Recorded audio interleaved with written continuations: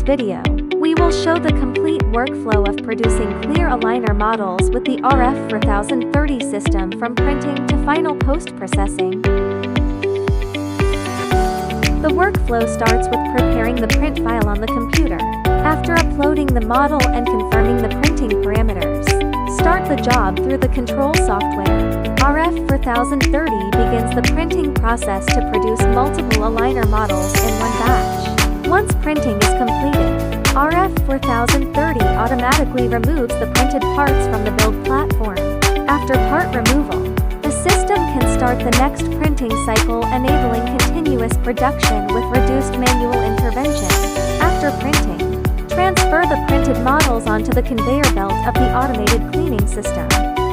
Before starting the cleaning process, open the alcohol tank and click Open to activate the cleaning cycle. The models will then automatically pass through multiple cleaning stages. The first oscillation cleaning removes residual resin from the printed surface. The second oscillation cleaning provides further surface cleaning. Ultrasonic cleaning provides deeper cleaning for fine residual removal. Finally, the spin drying process removes excess liquid before curing. After spin drying, the models proceed to air drying and UV curing. This final stage prepares the printed models for the next step in clear aligner manufacturing.